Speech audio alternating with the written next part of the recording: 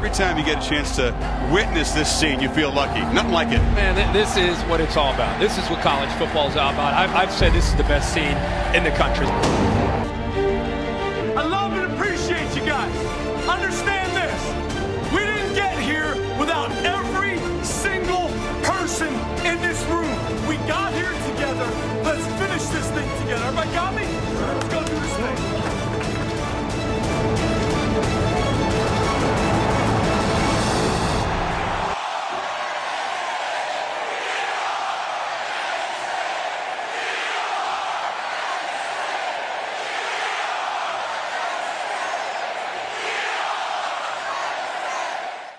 Welcome back to Whiteout Weekly, and sadly, after 5 straight glorious victory weeks, the Nittany Lions have dropped 3 straight games, and it's that what if factor that just deteriorates my mind, that if our QB1 never got injured against Iowa and then heading into the Illinois game, what could have been?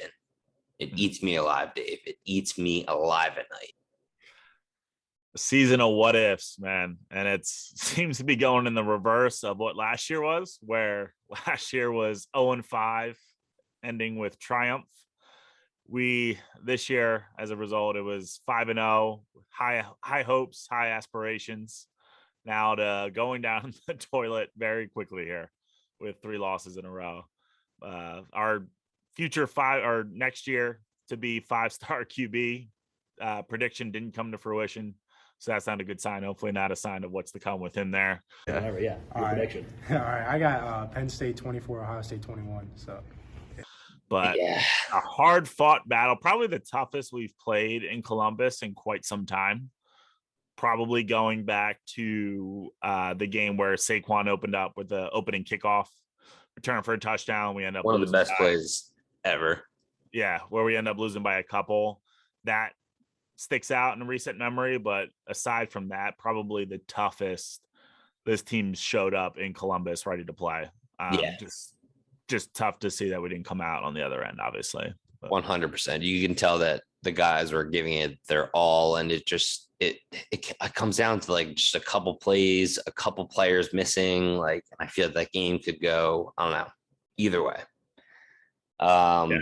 Stat Matt gonna come out here talk about the kid we talk about every week, Sean Clifford. Show some guts out there. But on throws over 20 plus yards, which is something we harp on, even those 10 yard easy out routes that he misses sometimes. But on throws over 20 plus yards, which is asking a lot more of him, he was 2 for 5 for 54 yards and an interception. And another weird stat, he never even attempted a pass more than 10 yards or over 10 yards on the right side of the field. So he never attempted a pass over 10 yards to the right side of the field because one of the best cornerbacks in the nation, Denzel Burke, primarily lurks over there, and I guarantee he was trying to avoid a pick at all costs from him. Yeah, didn't see. Definitely looked like a much healthier Clifford, which was a good sign aside from especially after coming off that Illinois game. Yep. Wasn't Clifford the runner, which would have helped the offense even more so with being able to scramble, pick up some key third downs, 10-yard, 12-yard scrambles, but was more so Clifford the creator and the extender, extended some plays to be able to find some guys, some key drops in there as well. Didn't help him out a ton, but he looked much more solid than he did in that Illinois game, which when you're looking at the rest of the season and what's to come is a hopeful sign that hopefully he's truly back to 100%, as we'll get into this week with Maryland. But he battled his ass off. He really did. It could just be where it's just not enough for what this team needs. You know, there's some other position groups that didn't play up to speed, offensive line being one to help him out. Running game, obviously, but he played his heart out. And it was good to see. And let me tell you, he got no help from the bodies up front. No help whatsoever. They allowed 18 total pressures, 11 QB hurries. He got hit 3 times and had 4 sacks. And his stats, Sean Clifford, under pressure, 6 of 17. So that's 35.3% completion percentage for 44 yards and an interception and 4 sacks on those 21 dropbacks. So you compare that to the Ohio State offensive line. They only allowed 8 pressures, 6 hurries, 2 QB hits, 0 sacks allowed. So that just shows the game came down to the battle in the trenches, and we lost it pretty much on both sides of the field, I would say. Yeah, and the offensive line has had some questions all year. Some key moments in this game too that could have, you could point at and say cost them the game. The 57-yard scoop and score is one, where Caden Wallace and Effner both got blown by, and Clifford ended up getting drilled. Yeah. So still some question marks there. Phil Troutwine, offensive line coach, coming in at the end of year 2 here. So he's going to have to make some key decisions here to not only get what we have in place now right, but also looking forward to the future. Is those some true freshmen, some underclassmen that haven't gotten a lot of playing time, how do we get to a better spot for next year? So over these course of these next few games, you can look at a Landon Tengwall, true freshman who hasn't gotten any playing time yet. With the amount of games that are left, he could get some burn these last couple of games and still preserve that red shirt based on the new NCAA rules and really do some shifting. Is Caden Wallace, who we talked about in episode 1, has the potential to be one of the best offensive linemen to come through Penn State. Mm-hmm. Not seeing that yet. Was recruited one of the top offensive guards coming out of high school. They moved him to tackle. So some decisions to make there. Do you move him back to a guard? So a lot of key decisions to be made for not only the rest of this year, but also looking forward to the next year. And who's been the offensive line coach? Phil Troutwine. So he's coming up. For how long? This will be his 2nd season. I mean, I can't name the last time that we've had a formidable offensive line. Yeah. Like, I can't name the past year that we've had like studs on the offensive line. So that needs to be addressed clearly. Mm-hmm.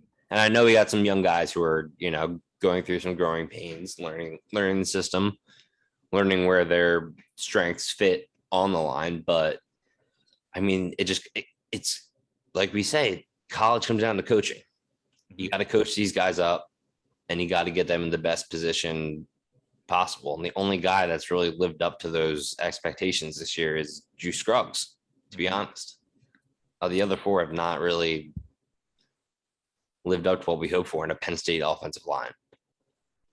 Yeah, and granted, you came into this game already with 2 losses, but in another year where this, as any way you look at it, it's always going to come down to this game every single year, whether Penn State's going to take that next step. So we hear all the great things, the 2022 class being put up there as number 1 class in the country, but what they got to be looking at is those guys, especially in the trenches, is the guys that they're bringing in. Are they the type of talent level that's going to be able to win that battle in the trenches at the shoe or at home? But against Ohio State, are they going to be the difference makers to get a running game going, to give your quarterback time? Are the type of talent we're bringing in, is it good enough to go up against an Ohio State? Because that's all it comes down to. And we went over the height and weight of the Ohio State offensive line. That's like a NFL offensive line. Yeah. And I mean, Trayvon just ran all over us. 28 carries, 152 yards on a touchdown. That's 5.4 yards per carry. He had 4 missed tackles forced and almost 5 yards after contact per rush. Yeah. So that dude was getting like 3 yards he was getting 3 yards past the line of scrimmage before anyone was even touching him, basically. Yeah. Like, they just had a superior offensive line. You could just tell that's really the main difference in the Ohio State echelon of teams and the Penn State echelon of teams is the trench warfare. or they just have multiple 300-pound bodies just throwing defensive linemen around. Yeah. And yeah, so I think that, yeah, like you said, that was pretty glaring. Linebacking group played decent. You saw Jacob, saw Smith flying around. Brooks, I think combined they had 22 tackles, 2.5 for a loss. Yep. Secondary, granted the tasks they were given with the talent at that wideout spot, going into that game. I think they gave, what was it, one receiving touchdown on 22 of Stroud's completions. Yeah, Olave caught that one. Olave had the one. Defense as a whole, 6 red zone trips for the Buckeyes, only coming away with 1 touchdown was big. So a lot of good. That's something hanging out on. Yeah. So that red zone defense continuing, that's what they've been hanging their hat on, like you said, for most of the season, and it continued against a high end opponent, which is big. And big catch from Jackson and Jigba, who I had mentioned as potentially being better than a Wilson Olave, and to see Porter chase him down, I think he got him at their 58-yard gain at the 25. Yeah. And Ohio State only ended up coming out with a field goal in that drive. So defense, like they have been all year, they showed up ready to go.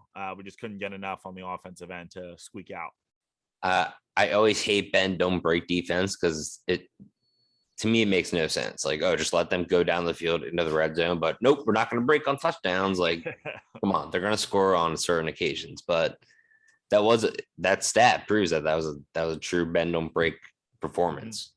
Yeah. So moving on from Ohio State, I believe the NCAA has announced some semifinalists for some of the end of the year awards. Dave, do you have any of that information?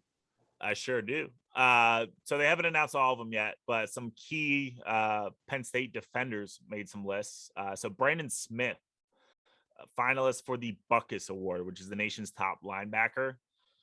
Like we said, Brandon Smith, 5-star recruit. He's been starting to show it. 52 tackles on the year, couple sacks to his name, couple pass deflections. So he's been big, and especially these last few games, he's been really coming on and kind of showing that 5-star rating. Yeah, and just like we're looking at for the next few games and what's to come. Would love to see if we can get, obviously, to continue to see him with that stellar play, but seeing some draft boards where he's up as high as a day 1 pick for the way that he's been playing in the NFL. So he has potential where he could be gone next year.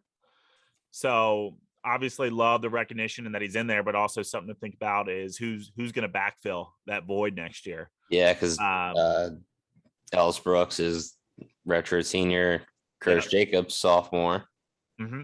So he'll be back. But I think Prize he's put Smith in a good spot this year in that position he's got him in, which has allowed him to kind of exploit his strengths. So that's been good to see. And then other noteworthy one is our guy, Jaquan Brisker, Kwani B, finalist for the both the Bednarik Award, top defensive player, and the Jim Thorpe Award, defensive back. So good to see him in there. He's come a long way. This additional year has done wonders for him. So look to hopefully see the same next year with Yair Brown. Just looking, he could just look across the field and see what his partner's done. So hopefully he's back. But big year for Kwani B. He's been huge for our success, and good to see him get that recognition. Yeah, one thing to say about Kwani B is he is truly the heart and soul of that defense. And I love that he's such a leader that I feel very confident in Jair Brown taking that step into filling his shoes, not filling his like whole leadership and like crazy plays, like instincts and stuff like that, but just filling that emotional tone that sets the defense, gets the defense going. So Kwani B brings more to the field, brings more off the field than he does on the field, in my opinion, with his leadership and his, just his overall attitude and what he brings to the game. The intangibles. That's what I was looking for. That's it for the award so far. That's it for the awards, man. Some other ones get announced, right? Yeah. So Biletnikoff comes out. I think they announced the semifinalists on the 15th. We know he's going to be looking to see Jahan Heasy on that list, leading the Big Ten in catches. Yes, sir. the Lou Graza and Ray Guy Award for nation's top place kicker and punter. I think it gets announced on the 10th. So hoping to see Jordan Stout on one of those lists. Yeah. Davey O'Brien, top quarterback. Don't see Clifford on there. So don't Yeah. much in. With the injury. Running back. I don't think we're going to see anyone. Doak Walker, probably not. Yeah. Doak Walker, no. I wonder, could Stout possibly win both of those awards for place kicker and punter? I don't know that it's ever been done. We could look that up and see. You have to look it up. But he's one of the few in the country that have been asked to do both this year. And he's been outstanding, more so probably with his punting. Again, last week, I think he was averaging about 49.2 yards a pop, which he's been doing about all year. So would love to see him on that list and have a chance to win that thing. Yeah. Gotta respect continue the great Penn State punter tradition. Of course. Blake Gillikin, I think, was special teams player of the week a couple weeks ago. So nice to see him kicking it around the NFL. So before we preview the Maryland game, we're going to head into what we think now that we're 5-3. We know the Rose Bowl is not happening. Kiss that goodbye. I would say the Peach Bowl also. Kiss that goodbye. So we're going to look at our top bowl game predictions that we think Penn State could end up into at the end of the season. I'm going to say, given that they have a successful end of the season, I know we still have a tough schedule, but I'm going to say we pick up a couple more wins and end the season on a high note, hopefully. Fingers crossed. So, Davey, who do you have? What bowls do you have for Penn State lined up as into? Because I have one that I think we're guaranteed to make. Yeah, so just looking at the landscape of kind of where college football is at, they still have some opportunities here towards the end of the year to kind of climb the rankings. They weren't in the opening college football playoff rankings, but like you said, it kissed that goodbye. But yeah, in regards to how wasn't Wisconsin ranked in there? Wisconsin was 21, Auburn 13. So yeah, that makes a lot of sense. I mean, we lost Illinois and whatever, but we beat Wisconsin. How are they ranked above us? Yeah, so I mean, not getting the love from the committee in that poll, but from the AP and the coaches poll, still staying in the top 25. Did get some love there, only dropping at 22. So looking at the scheme of things, still some resume boosters out there. You got Michigan, or not. Obviously, got to beat Maryland first, but next weekend you got Michigan at home. You got Michigan State, so Michigan State up there in the top 4. Michigan still up there. So a chance to kind of climb the ranks. So really what we're looking at is best case scenario. I'd call the Outback Bowl, which would put us up. I had that on my list. Against an SEC foe. So down in Tampa. I don't know if they still have that on New Year's Day or if it's a New Year's Eve bowl now. But it's still a highly regarded I think bowl. I think that's a New Year's Day bowl. I think it's a New Year's Day noon bowl. Yeah. But a formidable bowl game. It's not the Nabisco Cheez-It Bowl. You know, it's got some, recognition. That's my favorite bowl of all time. I love that commercial. I woke up feeling the cheesiest, coach.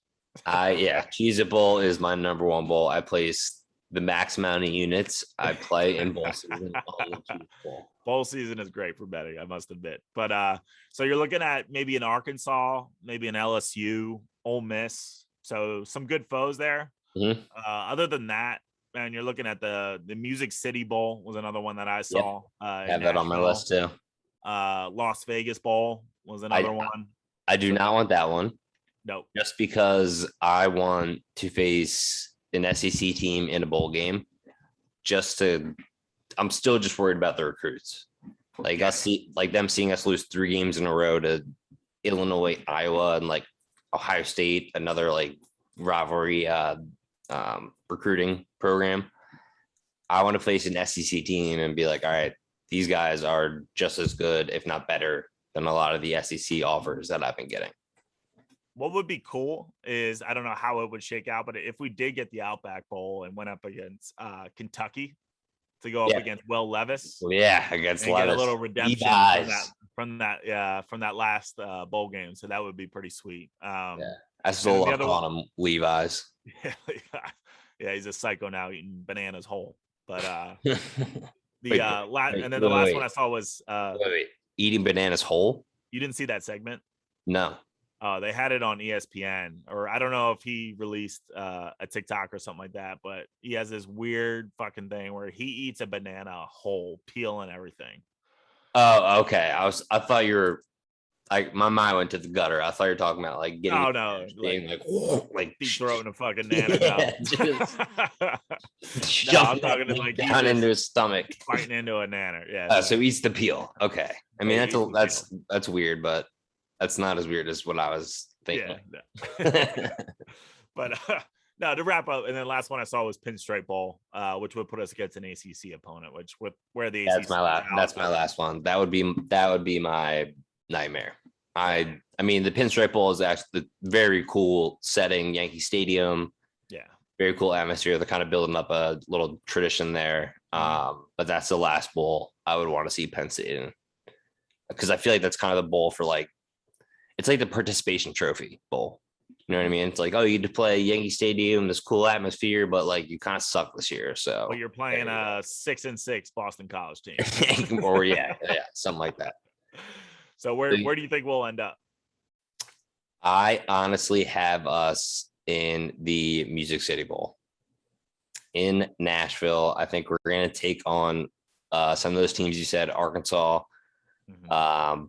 possibly LSU if they keep things up. And Coach O's last hurrah against the Nits. I would. No, I don't want to. I don't want to play LSU. Scratch that from the record. But yeah, I would love Kentucky.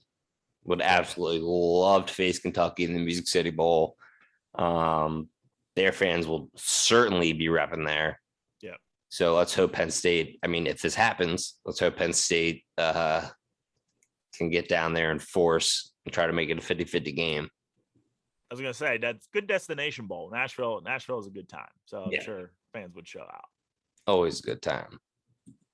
All right, and now for the infamous trivia segment. Last week, I got one wrong. So I'm now 2-1. Dave is still a perfect 3-0.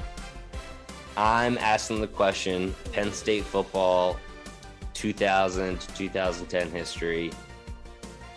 Days on the clock to go 4-0 on the season. I've not yet stumped the Croatian Bear. Pressure's on, baby. Here we go.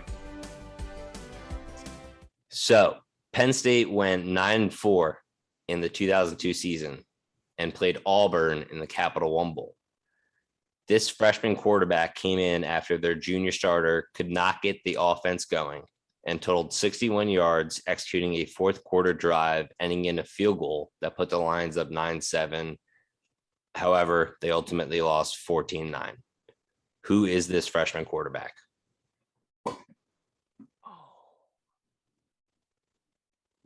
2002 was the year. 2002 season, yeah. The bowl game is played in 2003, but 2002 season. Freshman quarterback. You've used your hint. You only have a phone a friend left. Got it.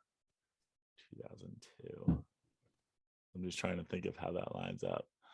All right. I am going to go 2002, 3, 4. Freshman quarterback.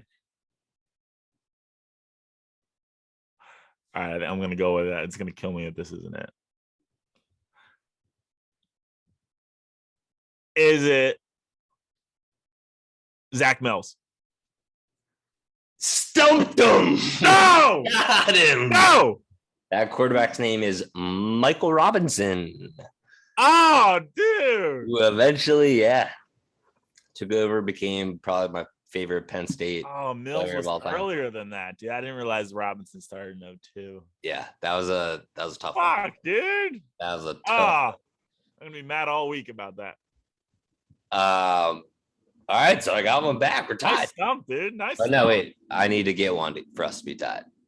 Yeah, that took me. I'm not gonna lie. That took me like a half an hour to write. I was really trying to stump you. The effort paid off. And now we are ready for the Maryland Penn State preview, which in my family is actually a blood rivalry. Half my family is Maryland people and half are Penn State. Like literally split down the middle, Penn State, Maryland. So for this game, it's Penn State minus 10.5. We usually have a bet where every time the opposing team scores, you take a shot, but that's been negated. And what, from that 59-0 game? Yeah, that was the exact. My uncle was throwing up everywhere. It was a disaster. The over under is 55.5. So I'm thinking a new way that my family could get into the betting spirit without using alcohol to take shots after every touchdown. They can sign up on the Parks Sportsbooks app with promo code Whiteout to get their first bet risk-free up to $500. So if one of my stupid Maryland family wants to put $500 on Maryland, they can go ahead and do that using promo code Whiteout. And if they lose it, risk-free. Doesn't matter. So we got 5-3 Penn State heading to Bird Stadium, which I think they changed now because I think the guy they named it after was like a huge racist and pro segregation shit like that. So I think it's University of Maryland Stadium. I think Capital One Field at Maryland Stadium. Oh, okay, there you go. So we're facing also 5-3 Maryland Terrapins, and both of us are 2-3 in the Big Ten. Not something. I mean, I have been kind of hyped up Maryland all year, saying they have talent and stuff like that, but I would never have expected us to have the same record at this point in the year. I remember you had said, I think it was episode 1, where you had predicted we'd lose in Columbus and then lose it back to Maryland. I don't think any of us thought that we'd be at risk of losing 4 in a row. No. That was week 1. I think I was a little premature. It was the Illinois game. The Illinois game gave me those vibes. That was the loss, then the Ohio State loss. Now we're back on the win track. Okay. So let's just go over Maryland's offense a little, see what we're dealing with. They're averaging 431.1 yards per game. So a pretty prolific offense under Tua's younger brother, Taulia Tagovailoa. But they're also surrendering 402.5 yards per game, which you'll get into later with that defense. But Taulia, man, he's the real deal. He's right now in the season, he is a 70.2 completion percentage, 298 yards per game, and a 17 touchdown to 8 interception ratio. And the most absurd stat that I found on him is he thrives under the blitz. He's completing 72.2% of his passes when blitzed for 849 yards and 11 touchdowns to only 1 interception. And of those passes that he's attempted when blitzed, 8 of them have been dropped by his receiver. So tough, heady guy that we're going against. Our linebackers are definitely going to have to be keen on him, reading his audibles, trying to get just any kind of break on what he's about to do. It's with a pretty depleted receiving corps too. Yeah, they lost their top 2. Famous. Yeah, who's and Deshaun Jones. Yeah. Huge guy. Deshaun Jones, another reliable guy. Yeah. Four-handed receiver.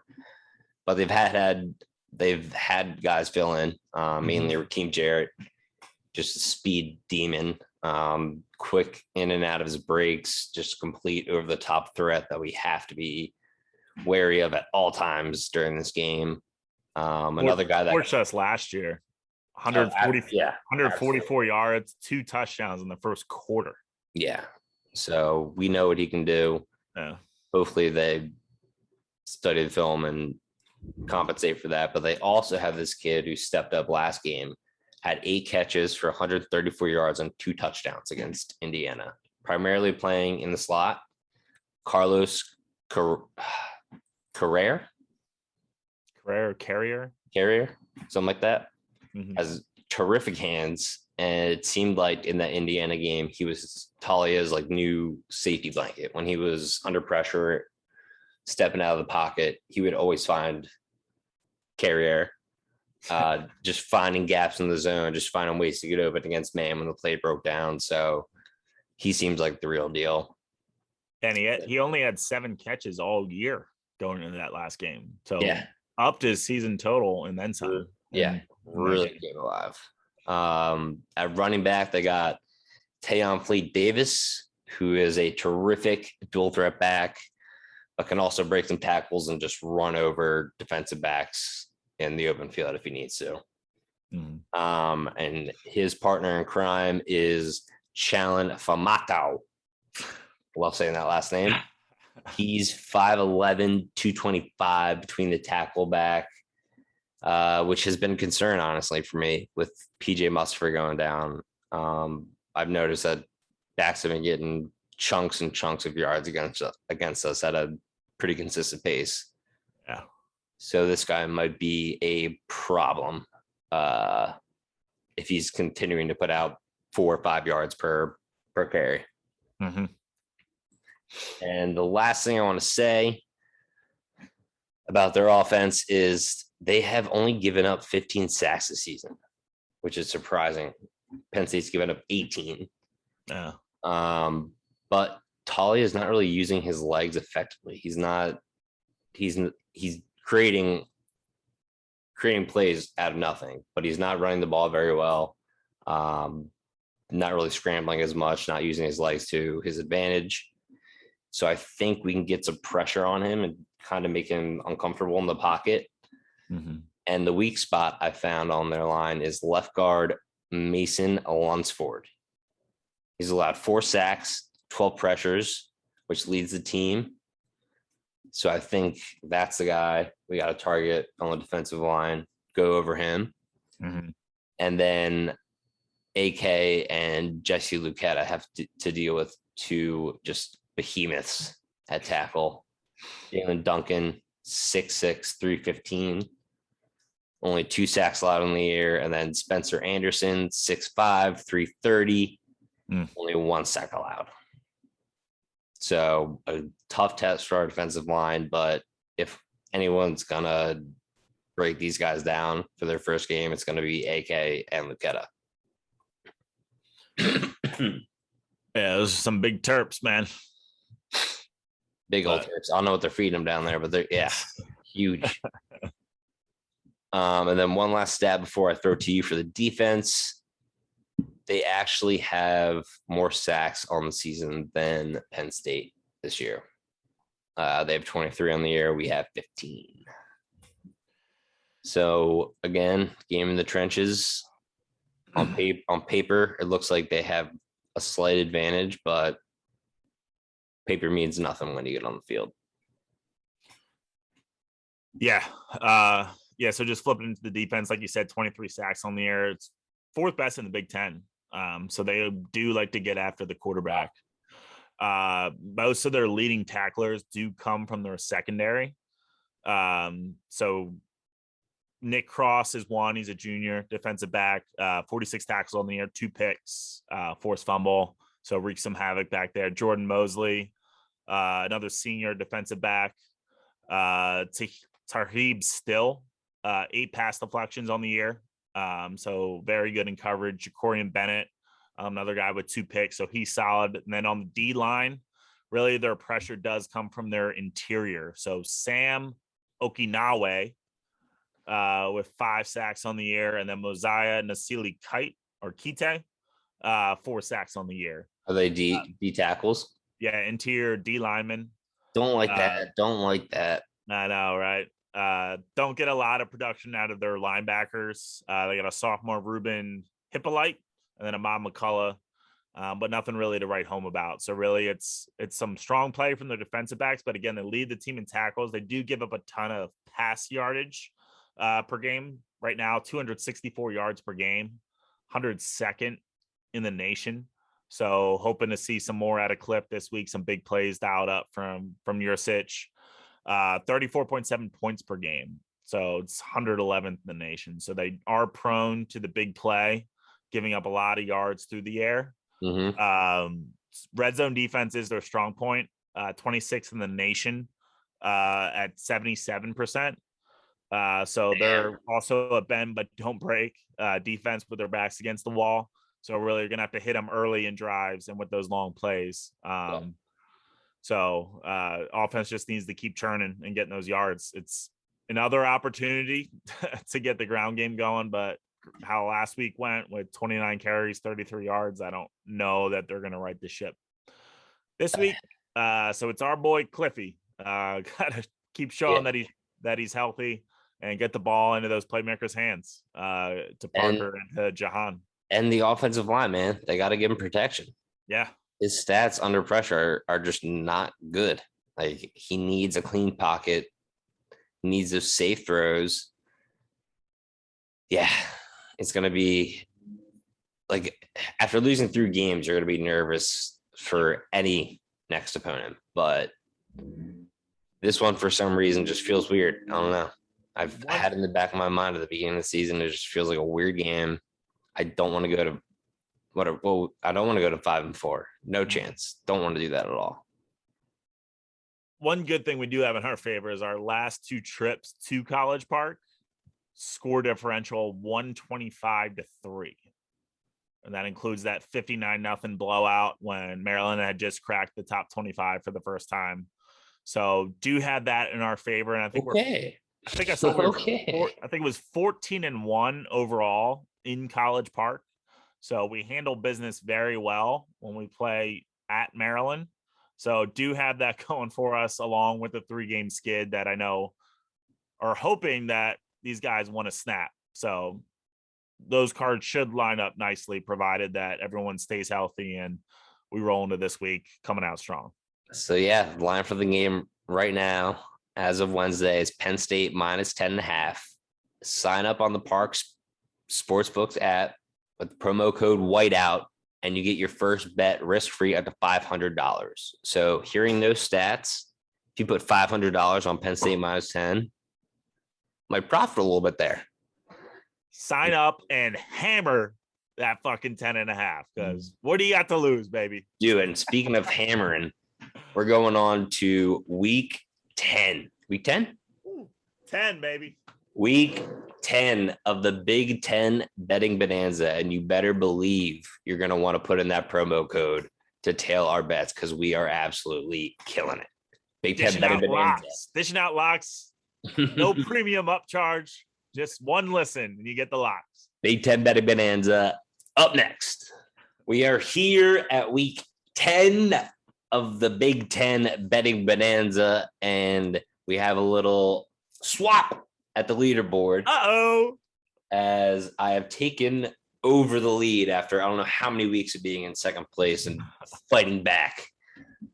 Last week I hit Rutgers -1.5. By the way, we both went 6-0 in just to throw that out there in our Big Ten betting parlay. So again, if you want some free money, sign up on the Parks Sportsbook app with promo code Whiteout to get your first bet risk-free up to $500. And we are men walking on fire right now. So take some of our picks, maybe put it into your Parks Casino Sportsbook app, let the money roll through. We'll tell you exactly what to bet. Just follow along, baby. We are Big Ten experts. We know all these teams better than they know themselves. So last week I went Rutgers -1.5, covered easily. Minnesota -7.5, covered easily. Michigan State +4, but I took the money line, sketchy. Bang, 3-0. And then, not to be outdone, Dave, 3-0 as well. He had the over 50.5 in the Michigan State game, which hit. Purdue +7.5, who won outright, I believe. If you want money line there, we could be all tied up. Yeah. Hindsight's 2020. And then the under 59.5 in the Penn State game, which hit by, I think, 2.5 points. It was right up there. Yeah, 33-24. So 57. Yeah. Yeah. So you were right there. I was just going for the check swing singles. Yeah. So right now I am at 19 points. Dave's at 17 points. Ugh. But we both went 6-0. So enter that code whiteout and get some free money. Because here we go with the week 10 betting bonanza bets. Dave, do the honors. I'm starting us off big here. All right. Wisconsin, they're riding high. They're at number 21 college football playoff rankings. They're 5-3, but they're strolling in to New Brunswick, New Jersey, with a Shiano man trying to get the Rutgers Scarlet Knights right. I'm going Rutgers money line. Ooh! Give it to me. Rutgers plus 13. Fuck that. I want the money line. Give it to me. Wow. I was literally writing down Wisconsin for your bet right there. Great pull of shade. Rutgers. I gotta get that lead back. I gotta get that lead back. Damn. Now this makes my pick look like a little wuss pick. I'm taking Rutgers plus 13. I gotta go with it. I saw that too. Okay. The Wisconsin boys don't know the mean streets of East Brunswick. They're not ready for this Rutgers team. They're replaying some dirty football, and they're going to get it done. They might pull it out and win it, but I think it's going to be a scrappy football game. And, yeah, I think they keep it close. Probably lose by 7-10, hopefully, just so I can keep this lead in the competition. So for those keeping score at home, Rutgers, Saturday, bet them. Giddy up. On Parks Sportsbook app. So, Dave, your second pick. By the way, a note on that Wisconsin Rutgers game. I don't know if you saw the over-under is 38. So that should be a real Big Ten November. 37.5. Wait, so you're basically, if you're betting Wisconsin minus 13 on a 37.5 point spread, you're basically saying Wisconsin's going to blow them the fuck out. Yeah. Right? Basically. Yeah. Or that just Rutgers is not going to score against their defense, which could happen, but Rutgers won't put up a goose egg in the friendly confines of New Brunswick. They will never. They will never. They will never. They can't. All right. Number 2. So I am going with my season long over 6.5 wins bet. Not looking good for Northwestern, but still on the fuck Iowa train. Northwestern plus 12. Ooh, baby. The Hawkeyes. The Hawkeyes are going down the tubes quick. They're dropping down that elevator shaft. I'm going with Pat Fitzgerald and the Wildcats plus 12, baby. Any bet against Iowa is a good bet to me. Hate that team. Hate it. Max Mob. Yeah, seriously, get that fucking guy. Fucker. That over under 40.5 is kind of tempting too. Mm-hmm. If you're going to take Northwestern, that might be a nice little parlay. Oh yeah. Oh. So for my second bet, I'm going to stick with what has been working for me. I'm going to go with the Golden Gophers once again. Row the boat again. Further down the river. So right now, Wednesday, it's minus 14.5, which I hate because I hate that hook, but I'm going to swallow it anyway. 14.5, Minnesota at home against Illinois. I mean, I think their season has been completed. They beat Penn State. I think everything after that is just cupcakes and butterflies. They don't really give a shit. Minnesota is still hunting for potentially like a New Year's Day or a New Year's Eve, New Year's Day bowl. So I think they absolutely stomp them at home. Minnesota minus 14.5. Row the boat. That's my third straight week of picking Minnesota, by the way. And they've hit twice. Might want to change it. Would it be up to 3-0 that I've been betting on them? No. Fuck Illinois. Fuck them. 14.5. All right. Your last pick. Pick number 3. We've been saying it all along. I'm going to stick to it. Stick to the guns. Fuck sketchy lines. Sparty -3 Yep. against Purdue. Give it to me. I don't believe in them. Halloween's over. Superstitions out the window.